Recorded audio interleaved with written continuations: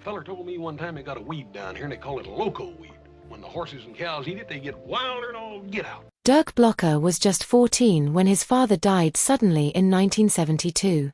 For 53 years he kept his feelings locked away.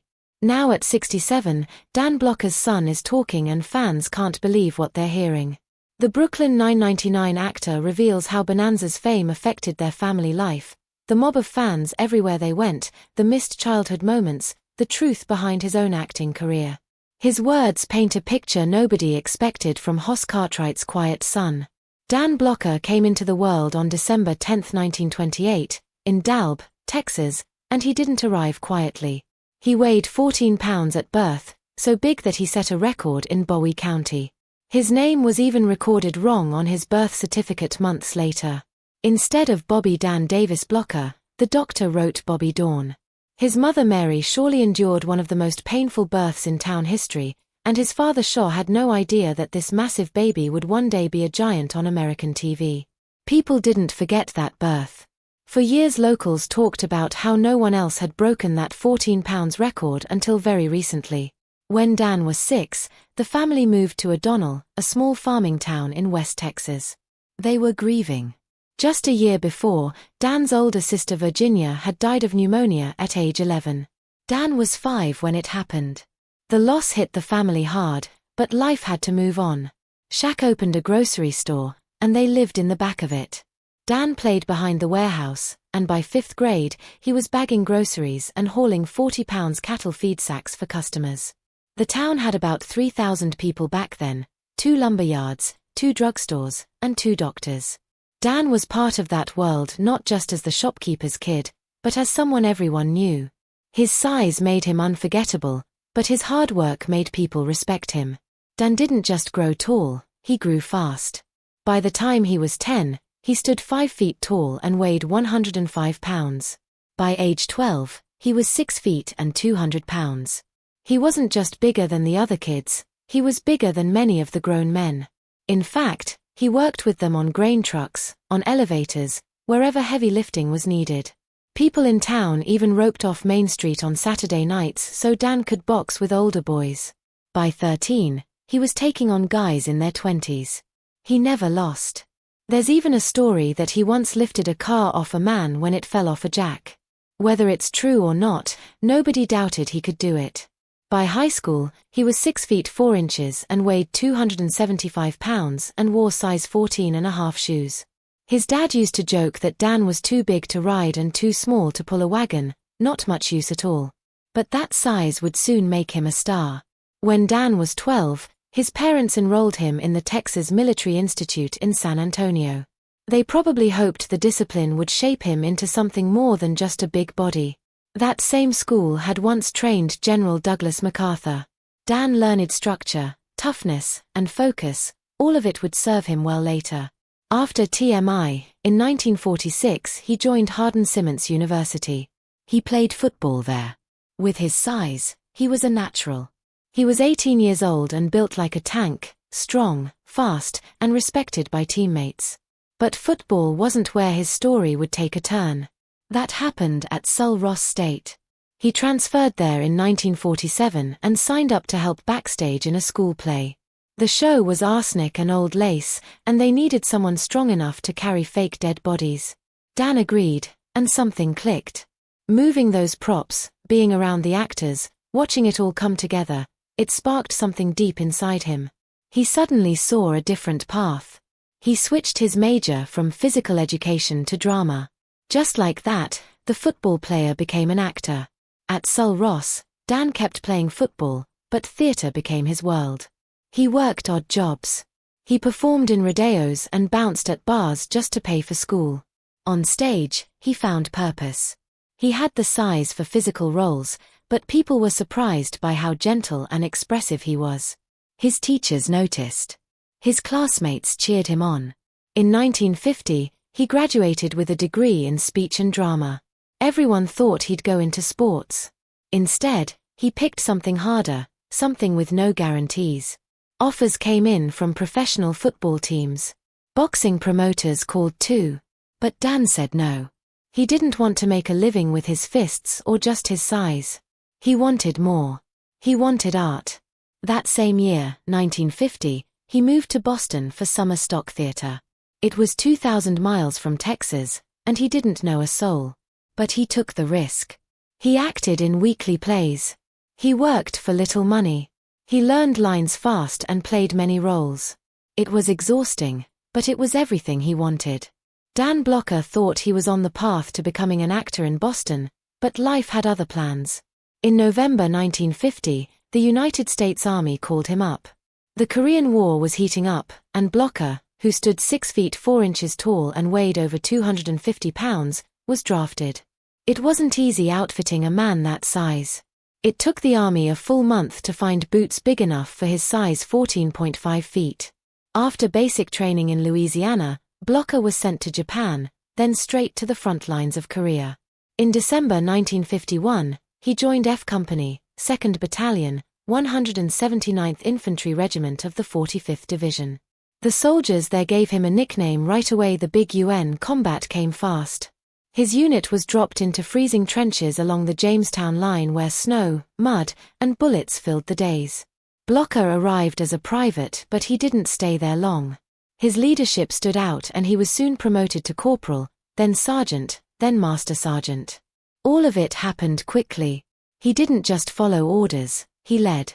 In total, Blocker spent 209 days in active combat.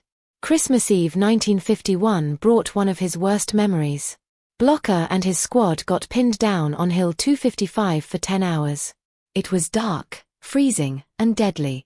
On May 25, 1952, things got even bloodier. While defending Hill 200, 6 Americans died and 21 were wounded, but the unit also managed to take out 132 enemy soldiers.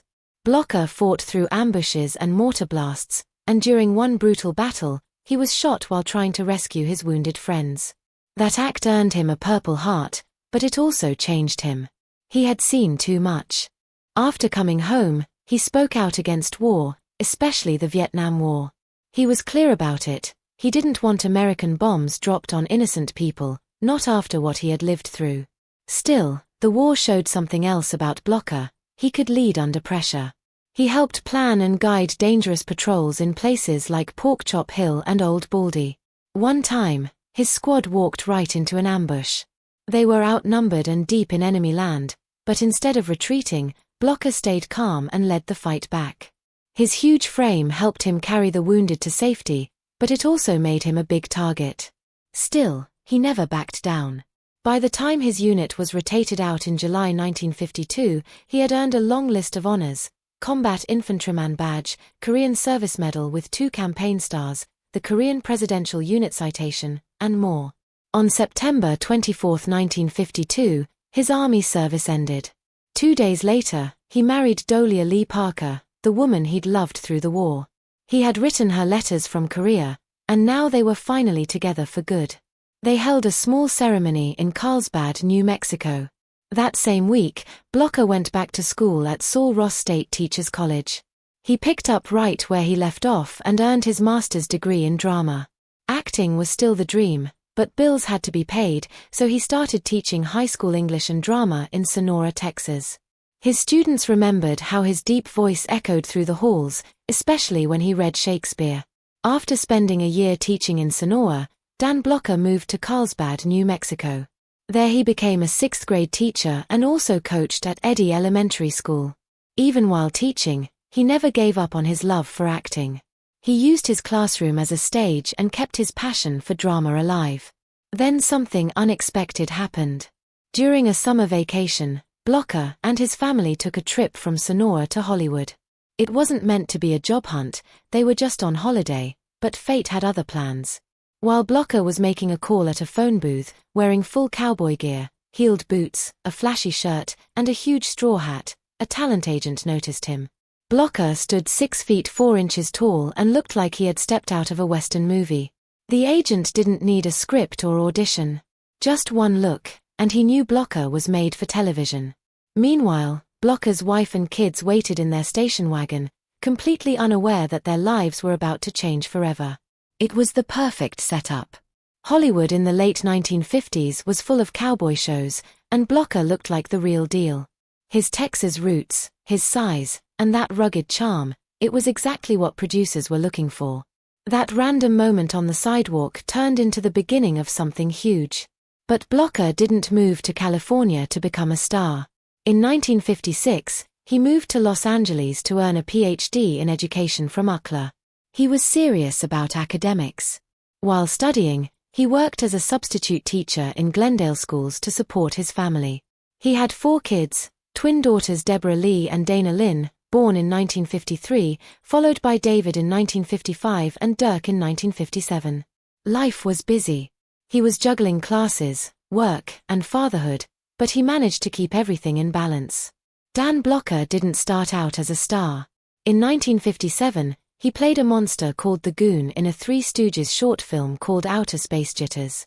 It was a goofy sci-fi comedy where he was credited as Don Blocker, not even by his real name. He was 6 feet 4 inches, weighed over 300 pounds, and wore a full alien costume. The movie was only 17 minutes long and shot in just 2 days, but it showed how early Blocker was already using his size to grab attention, even in something as silly as a Stooges skit. A year before that, in 1956, he showed up in The Sheriff of Cochise, playing a bartender. That was his television debut. He didn't stick to one role for long. In 1956, he appeared in Gunsmoke as a cavalry lieutenant. 2 years later, he came back to the same show in another role. By then, he had also appeared in Have Gun, Will Travel and Colt .45, and in 1957 alone, he was popping up in multiple westerns. He was in The Rifleman, Cheyenne, and more, always playing tough men, outlaws, or enforcers. These parts weren't glamorous, but they got him noticed. People remembered the big guy with the strong voice. Then came Maverick. That show changed everything for him. He played a character named Hognose Hughes. Blocker later said it was the most important role of his early career. It was a western, but Maverick wasn't like the others. It had humor, it was clever, and Blocker fit in perfectly. He wasn't just big, he was funny too. That's when casting directors and producers saw that he could mix charm with strength. The balance between comedy and drama would later define the character of Hoss Cartwright, but that discovery began with Hognose Hughes. In 1958, he got a recurring role in another western, Cimarron City. He played Tiny Carl Buddinger. The show didn't last long, only 1 season, but it led to a connection that would change his life. The producer of Cimarron City was David Dortort. He remembered Blocker from earlier work, including a part in The Restless Gun, where Blocker had played a blacksmith and, in another episode, a cattleman. Dortort liked what he saw. So when he started developing a new show about a family of ranchers set in the American West, he knew who he wanted. When the creators of Bonanza first started working on the show back in 1959, they weren't sure who would play most of the roles, but one thing was clear: Hoss Cartwright was written for Dan Blocker. The producers didn't even audition anyone else. They knew what they had, and they were right. The show started slow, sitting at number 45 in the ratings, but Blocker's performance helped turn things around. Slowly, the show climbed the charts. A few years later, it was the most watched show on American television. At first, Hoss wasn't meant to be a serious character. He was supposed to be the big slow guy, a joke, really, someone who could punch hard but didn't say much. He was written as simple, even dim-witted.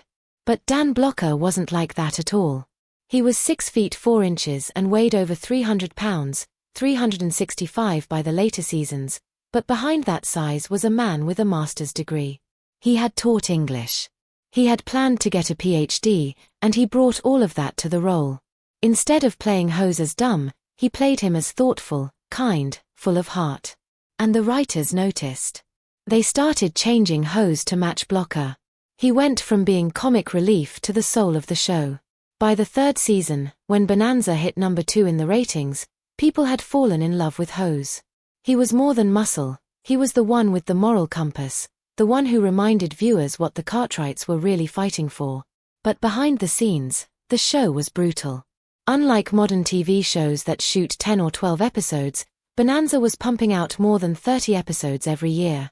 That meant 5 days a week, 14 hours a day, almost non-stop. Dan Blocker had to show up at 7 in the morning and wouldn't leave until 9 at night. The heat, the costumes, the riding, the stunts, it was a lot, especially for a man his size. Sometimes he would pass out from the heat, but he kept going. He once said he saw his TV family more than his real wife and 4 kids. And by the time 1972 rolled around, he had filmed 415 episodes. That kind of schedule would break most actors today. And what makes Blocker's story even more bittersweet is what he gave up long before Bonanza. He had big plans, not for fame but for a future in education. After earning his master's degree in Texas, he was a teacher. He taught English and drama, even 6th graders. And when he moved to California, it wasn't for Hollywood, it was for UCLA. He wanted to earn a PhD. That was his real dream. Acting came by accident. Someone spotted him wearing a cowboy outfit and pulled him into the industry. And even after being cast in Bonanza, he didn't give up on school right away. In early interviews, he talked about juggling filming and classes, but eventually it became impossible. Memorizing scripts, shooting all day, doing interviews, it consumed everything. By 1961, he put his studies on hold, and he never got the chance to go back. He later said not finishing his PhD was his biggest regret. Still, what he gave to television can't be ignored. Hose wasn't just a cowboy with a big heart, he was a character who made people feel something real. By the mid-60s, studies showed viewers saw Hose as the emotional core of Bonanza. Blocker once said he played Hose with one quote in mind: "If there is any kindness we can show, let us do it now, for we will never pass this way again." And he meant it, on and off screen. At the height of the 1960s, one show ruled American television. Bonanza wasn't just popular, it was a national ritual. From 1964 to 1967, it was the #1 show in the country. Every Sunday night at 9 p.m., nearly 19 million households tuned in. That's a 36.3 rating share. In just a few seasons, it had jumped from 45th place to 2nd and then to the top. For 9 straight years, Bonanza stayed in the top 5. No other show had done that. And it wasn't just America. The Cartwright family reached viewers in nearly 50 countries: Canada, Brazil, France, Thailand, even Saudi Arabia. It wasn't until 1967 that CBS finally found something that could compete: the Smothers Brothers Comedy Hour. Before that, even Judy Garland's show couldn't make a dent. But Blocker wasn't just playing a rancher, he became one, in a way. In 1963, while Bonanza was blowing up, he opened a real steakhouse. It was called the Bonanza Sirloin Pit. The first one was in Westport, Connecticut, inside an old Greyhound bus station from 1925. The idea worked. People knew the name. They trusted it. By 1966, 2 brothers, Sam and Charles Way, bought the brand and expanded it fast. Then in 1965, 3 other guys started a similar chain in Indiana. They called it Ponderosa Steakhouse. Both brands kept growing until 1989 when Metromedia bought them. By then, Bonanza had around 600 restaurants. The 2 chains merged in 1997 but stayed under separate names. By 2019, only about 75 locations remained. Still, Blocker had turned TV fame into something real, into a business that people could walk into, sit down, and taste. His movie career kept moving too. In 1963, he was in Come Blow Your Horn with Frank Sinatra. It was a Neil Simon comedy, and it worked. It made $12.7 million and was one of the top movies that year. Then in 1968, Blocker and Sinatra teamed up again for Lady in Cement. This time, it was a crime thriller. Blocker played Rudy Coerman, a dangerous businessman. The movie had that gritty, jazzy 1960s Miami vibe. Off-screen, there was something else people didn't see. During Bonanza's peak years, all 4 of Dan Blocker's kids took karate lessons from a man named Chuck Norris before he became famous. They trained alongside Michael Landon's children. The cast had become like family. Blocker had married Dolia Parker back in 1952.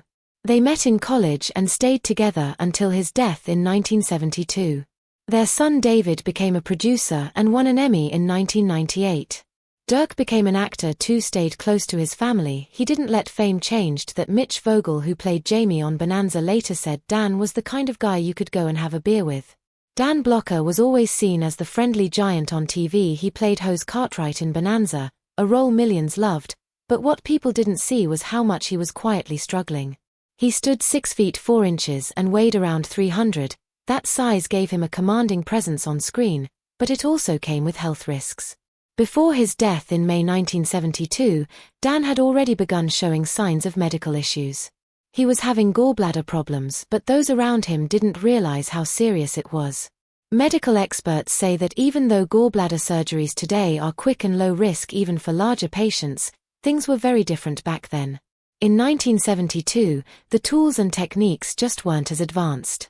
Some believe that if he had the same surgery just 10 years later, he might have survived, but back then his size made everything more dangerous. He kept all of it to himself. On screen he smiled, off screen he was fighting a quiet losing battle. Just 2 months before his death, Dan had landed a new role that could have changed his whole career.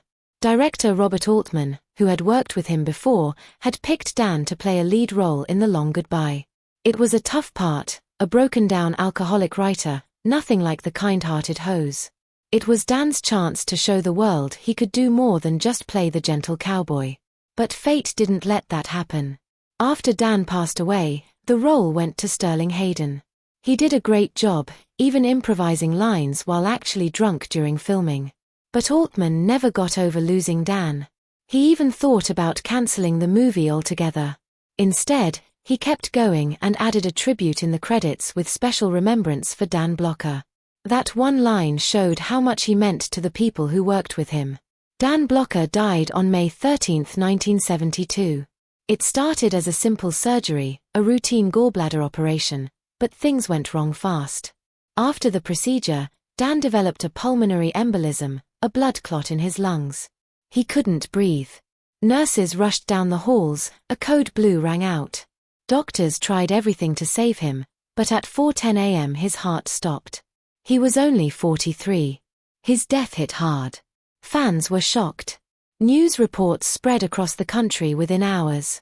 People couldn't believe it. His wife Dia was left with 4 children, twin daughters Deborah and Dana, and 2 sons David and Dirk. She also had to face the media storm. His funeral was held just 3 days later and thousands showed up. Friends, co-stars, strangers, everyone who had loved Hose. Michael Landon gave a short speech that cut deep. He made us laugh, he made us better. Dan was buried in a small Texas cemetery far from Hollywood but never forgotten. Bonanza was already in its 13th season when Dan died. The show had been running for over a decade and was still doing well. But when Hose died, it was like a hole opened in the center of the series. The ratings took a nosedive. People stopped watching. As producer Richard Collins said, just as we personally suffered a loss, so the audience suffered one too. The first episode of season 14 got good numbers, but only because people were curious. After that, viewership dropped by almost 40%. NBC blamed the drop partly on moving the show to Tuesday nights, but the truth was simpler: fans missed Hose. They didn't want to watch Bonanza without him. Even Lorne Greene, who played Ben Cartwright, admitted it. He told his wife, "That's it, it's finished." And he was right. NBC cancelled the show in November. The last episode aired on January 16, 1973. After 14 seasons and 431 episodes, Bonanza was over. In the middle of O'Donnell, Texas, there's a quiet corner that still holds the memory of a man loved by millions. It's not a big city and you could miss it if you weren't looking. But there, standing tall, is a bronze bust of Dan Blocker, the man the world knew as Hose Cartwright. The memorial was unveiled on July 4, 1973, just 14 months after Dan passed away. He was only 43. The words carved on the plaque say it all: "Thanks to film, Hose Cartwright will live, but all too seldom does the world get to keep a Dan Blocker." The statue stands on land that used to be an empty lot. Years ago, it was next to his father Shaq Blocker's general store. Dan, known back then as Bobby Dan, used to help out there as a kid. Across the street is the old bank building that now holds the O'Donnell Heritage Museum. It still looks like it did in 1925. On the second floor, there's a whole room dedicated to Dan's life, from the time he was born at a whopping 14 pounds, the biggest baby ever recorded in Bowie County, to his rise as one of America's favorite TV stars. Every piece tells a part of his story. And as you drive into O'Donnell on Highway 87, a giant mural of him greets you, painted across the side of a barn like a proud reminder, this town raised a gentle giant. His son Dennis Dirk Blocker was born in Los Angeles on July 31, 1957. He was just a kid when he first stepped into the world of show business. He appeared in a car commercial with his dad at only 7 years old. Then everything changed. Dirk lost his father when he was just 14, but he didn't give up. 2 years later, he was already acting on television. His first appearance came in 1974 on Marcus Welby, MD. He was 16. By 19, he landed a regular role in the show BAA Black Sheep. He played First Lieutenant Jerry Bragg from 1976 to 1978. From there, Dirk's career quietly grew. He appeared in Poltergeist in 1982, Starman in 1984, and classic shows like MASH and The X-Files. He even appeared in 2 Bonanza follow-up films, Bonanza, The Return, and Bonanza, Under Attack, playing a reporter. But his biggest break came much later. At 56, he joined the cast of Brooklyn Nine-Nine as Detective Hitchcock from 2013 to 2021. He was in 147 episodes. A whole new generation got to know him not as Hoss's son but as a brilliant comedy actor in his own right. Now at 66, Dirk has started to share what it was really like growing up as Dan Blocker's son. He remembers how his dad's fame followed them everywhere. Fans would mob them in public. That kind of attention made Dirk want something different. He never chased fame. He chose a quieter path, being a character actor, taking supporting roles, staying out of the spotlight. But even as he stepped back from center stage, he never stepped away from his father's shadow. It was always there, a mix of pride and pressure. He wanted to honor Dan's name but also prove he could make it on his own.